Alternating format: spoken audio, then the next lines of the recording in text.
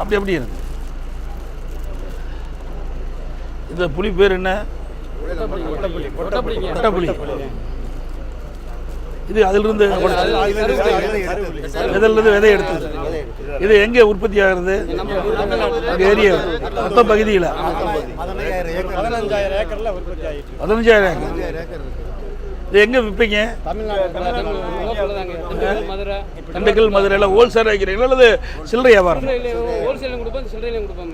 இப்போ என்ன கிலோ என்ன விலைக்கு போகுது? 1350 ரூபாங்க. 10 கிலோ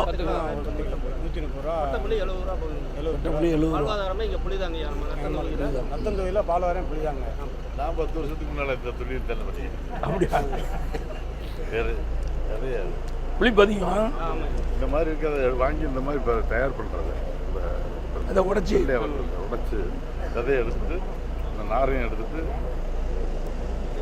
இதே அதே புளி தான். இந்த விதை இது எதுக்கு யூஸ் ஆகும், பயன்படுத்துவாங்க? இதெல்லாம் இது என்ன கிலோ என்ன விலைக்கு விற்பீங்க? கிலோ 35 ரூபா.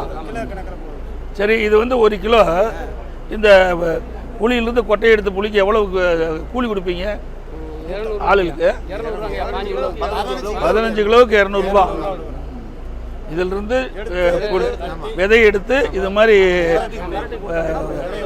விதை எடுத்த புளிக்கு இப்போ 15 கிலோவுக்கு 200 புளி அளவுக்கு நலவாரியம் அமைச்சு கொடுங்கய்யா.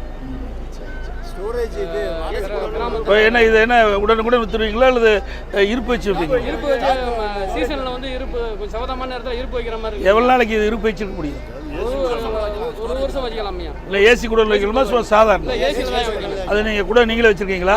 இல்லைங்க, ஐயாட்ட வாடகை தாங்க, பிரைவேட்டில் இருக்குது. கவர்மெண்ட்டில் அமைச்சு கொடுத்தா எங்களுக்கு பேர் உதவியாக இருக்கும். கொஞ்சம் சீசன் நேரத்தில் குளிர்பதன கிடங்கு வேணுங்கிறீங்க? ஆமாங்க. சரி, ரைட், வாழ்த்துக்கள். அதே மாதிரி மதிப்பு கூட்டப்பட்ட பொருளாக சரி, கொஞ்சம் ஒதுங்க, கொஞ்சம் ஒதுங்க.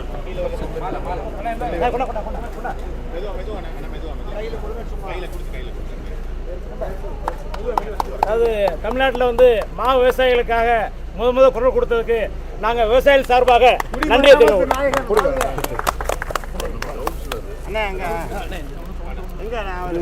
பிளே ஸ்டோர் மற்றும் ஆப் ஸ்டோரில் இருந்து பாலிமர் செயலியை QR கோடு மூலம் பதிவிறக்கம் செய்யுங்கள். செய்திகளை உடனுக்குடன் பெறுங்கள்.